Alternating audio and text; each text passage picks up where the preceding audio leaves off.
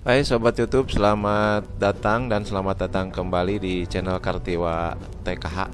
Kali ini kita akan membicarakan tentang sesuatu yang terjadi pada diri saya ya.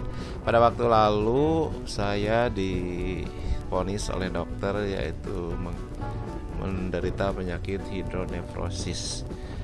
Bagi kalian yang belum tahu hidronefrosis, ya mungkin saya sedikit menjelaskan meskipun saya juga sebetulnya bukan ahli di bidang tersebut. Tapi yang saya alami adalah hidronefrosis.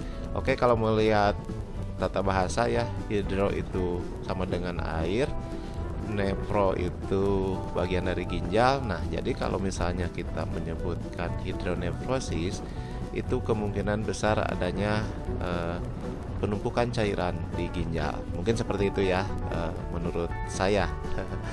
Oke, untuk jelasnya, hidronefrosis adalah pembengkakan pada salah satu atau kedua ginjal akibat air pipis atau urin ya, urin yang menumpuk dan tidak bisa mengalir ke kandung kemih.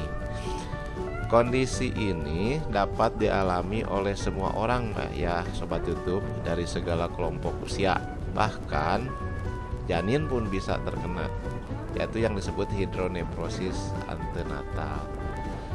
Jika terdeteksi dan ditangani dengan cepat, hidronefrosis jarang menyebabkan komplikasi jangka panjang. Tapi sebaliknya, kalau dibiarkan begitu saja, ya tentunya Sobat YouTube, kondisi ini akan berisiko menyebabkan infeksi pada jaringan parut di ginjal yang dapat mengarah ke gagal ginjal. Tentunya Sobat YouTube tidak mau ya gagal ginjal, karena gagal ginjal itu berat sekali ya.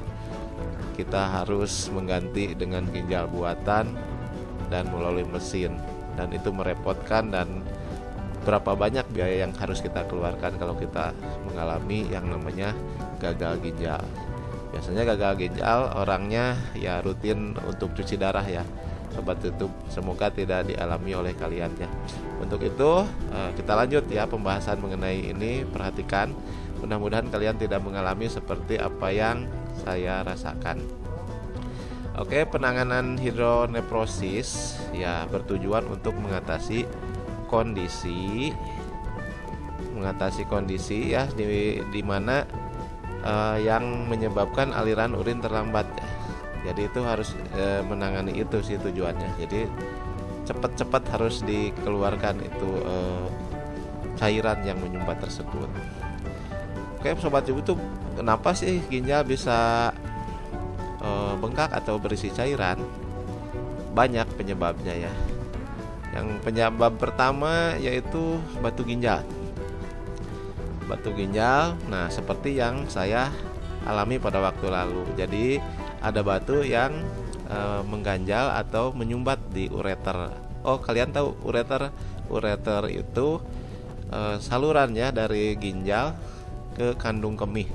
Nah, ureter ini ada dua ya, sesuai ginjal. Ginjal juga ada dua. Jadi dari kiri dan kanan itu salurannya disebut ureter. Nah, salah satu ureter saya itu tersumbat oleh batu, sehingga cairan tertahan oleh batu tersebut dan menumpuk di ginjal. Oke, kalian kalau misalnya mau lebih paham ya silahkan baca-baca ya. Penyebab yang kedua bisa aja kanker dan tumor. Ini di sekitar saluran kemih, misalnya di kandung kemih ada tumor, atau di panggul atau di perut ya gitu. Terus ada juga penyebab yang ketiga adalah gumpalan darah yang terbentuk di ginjal atau ureter. Nah, ini kalau ada gumpalan darah dan itu terbentuk di ureter dan di ginjal dan bisa menyumbat juga ya. Nah, yang keempat adalah jaringan parut yang muncul akibat infeksi misalnya. Jaringan parut itu seperti Sobat YouTube ketahui, jaringan parut itu kalau kita luka ya ada yang keras itu jaringannya. Nah, itu jaringan parut. Jaringan parut yang muncul akibat infeksi bisa juga akibat operasi atau radioterapi ya, sehingga menyebabkan penyempitan pada ureter. Penyebab yang kelima adalah vesiko uretera reflux atau VUR ya. Kondisi ini ketika urin dari kandung kemih kembali ke ginjal bisa akibat kelainan bawaan sejak lahir atau pembesaran prostat atau juga penyempitan lubang saluran kemih ya. Itu salah satu penyebab juga ya. Kalau di perempuan itu penyebab yang kelima ya sepertinya adalah prolaps uteri atau turunnya peranakan. Nah, ini prolaps uteri itu kondisi di mana rahim itu turun ke bawah ya, turun ke bawah sampai kadang-kadang kelihatan nongol di vagina. Nah, ini untuk di perempuan ya, terutama ya. Kalau laki-laki dia nggak punya rahim tentunya. Oke, penyebab yang berikutnya yang ke-8 adalah gangguan pada saraf atau otot kandung kemih. Nah, ini pada saraf dan otot kandung kemih ada gangguan misalnya, itu juga bisa mengakibatkan daripada hidronefrosis ini. Nah, yang paling sering tentunya adalah retensio urin, yaitu urin yang tertahan. Oke, yang selanjutnya juga penyebab hidronefrosis, salah satunya ada juga pada ibu hamil ya. Nah, jadi kalian harus cek kondisi kalian apakah ginjal kalian sehat. Nah, gejala hidronefrosis mungkin menarik untuk dibicarakan nih. Gejalanya seperti apa ya? Ya, yang saya rasakan ya tergantung penyebabnya juga ya. Karena saya penyebabnya adalah batu ginjal, batu ureter ya, batu yang menyumbat di saluran ureter saya ya.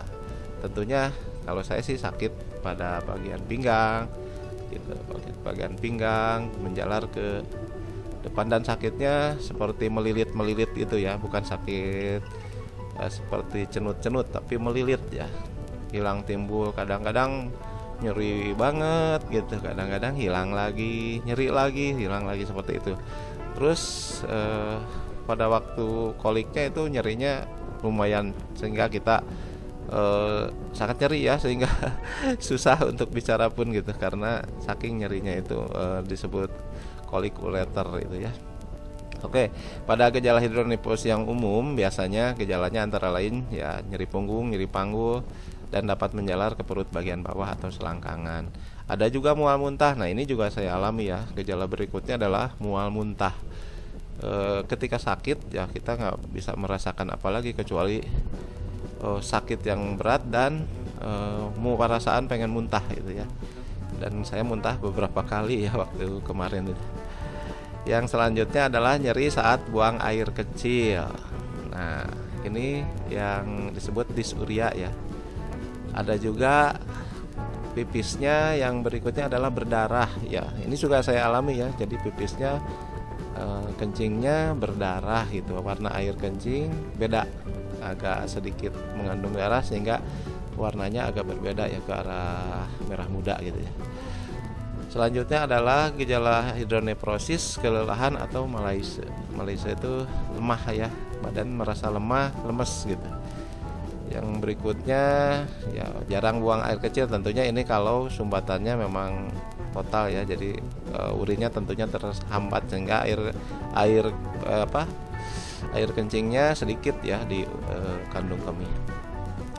Selanjutnya ya tidak bisa mengosongkan kandung kemih sepenuhnya. Jadi rasanya kandung kemih itu seperti ada terus isinya. Nah, seperti itu. Oke, selanjutnya gejala hidronefrosis adalah gejala infeksi saluran kemih biasa, yaitu urin berwarna gelap, urinnya lemah alirannya. Ya, kadang-kadang kalau ada infeksi ya menggigil dan demam ya, kalau disertai infeksi.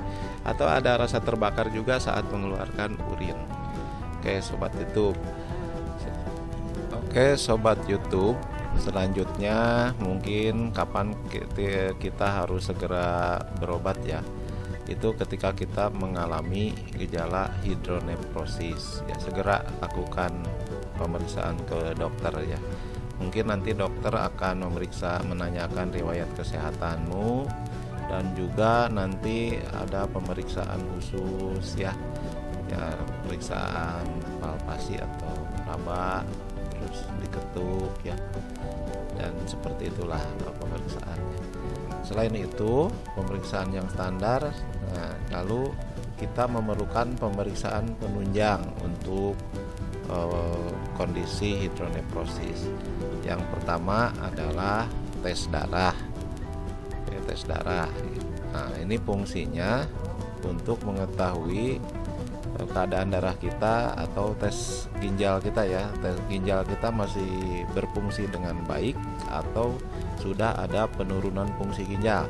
Ini penting kita lihat di tes darah. Biasanya indikatornya adalah pemeriksaan urium dan kreatinin ya, standarnya. Oke, yang selanjutnya adalah pemeriksaan yang harus dilakukan untuk hidronefrosis. Ini adalah tes urin. Nah, untuk tes urin ini kita bisa melihat di situ di urin kita itu apakah ada sel darah atau ada batu kristal. Nah, kalau ada batu kristal ini sebagai petunjuk bahwa penyebabnya adalah sumbatan batu. Dan infeksi atau infeksi bakteri itu dilihat juga di urinnya bisa ya. Selanjutnya tes yang berikutnya adalah urografi intravena untuk melihat kondisi saluran urin melalui foto ronsen. Nah, ini urografi ini dibantu dengan zat kontras ya. Jadi memasukkan zat kontras dan dilihat melalui foto ronsen ya. Nah, yang terakhir adalah pemindaian dengan USG atau CT scan. Nah, ini alat-alat yang cukup canggih ya pada zaman sekarang untuk mendeteksi adanya sumbatan di ureter. Nah, ini seperti yang saya alami dalam pemeriksaan USG itu tampak ada sebuah batu yang bercokol di ureter saya ya, ureter kanan saya. Nah, ini terlihat di dalam USG yang dilakukan oleh dokter. Demikian Sobat YouTube. Lalu bagaimana caranya pengobatannya? Untuk pengobatan hidronefrosis ya Sobat YouTube, itu tergantung pada penyebab dan tingkat keparahannya. Pada hidronefrosis ringan atau sedang, penanganannya terkadang cukup dengan pemberian antibiotik untuk mencegah infeksi saluran kemih. Ada beberapa metode pengobatan untuk hidronefrosis ini. Yang pertama, Sobat YouTube, adalah kateterisasi, yaitu jika pembengkakan ginjal terjadi akibat penyumbatan ureter, dokter dapat memasang kateter ya. Kateter itu sejenis selang atau terbuat dari karet mungkin ya, untuk mengalirkan urin ke kandung kemih. Bisa juga dengan memasang saluran nephrostomy untuk mengalirkan urin dari ginjal langsung keluar tubuh. Nah, ini harus melakukan pembedahan ya. Jadi si urinnya dialirkan langsung keluar tubuh. Oke, yang selanjutnya adalah dengan obat-obatan.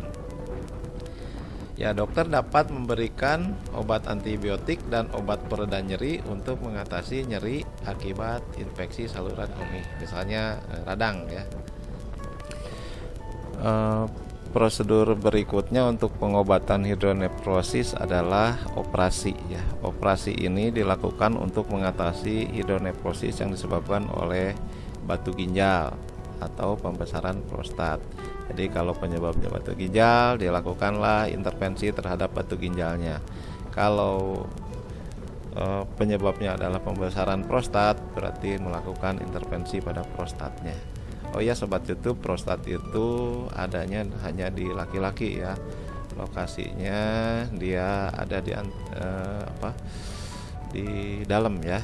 Nah, dia penghasil semen ya, untuk campuran sperma yang dari testis.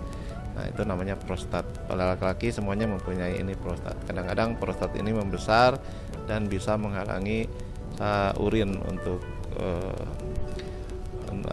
mengalir gitu. Jadi tergantung juga operasi ini nanti pada penyebabnya. Nah, untuk operasi batu ginjal itu juga berbagai macam cara ya, dan menggunakan cara operasi biasa, ada menggunakan sistem PCNL ya, ada juga yang menggunakan sistem ESWL, atau ada juga yang menggunakan sistem ureteroskopi litotripsi. dan juga dengan bantuan laser ya, itu bisa. Tapi metode-metode tersebut menjadi pilihan disesuaikan dengan kemampuan dan keberanian kita, juga keahlian sang dokter ya. Oke, sobat YouTube, selanjutnya adalah pencegahan agar kita terhindar dari hidronefrosis. Ini juga penting bagi kalian ya. Oke, untuk pencegahan hidronefrosis itu biasanya kita harus memperhatikan beberapa hal ya. Hidronefrosis bisa dicegah dengan menjalani pola hidup yang sehat, menghindari penyebabnya terutama ya, dan menjalani pengobatan jika menderita penyakit tersebut.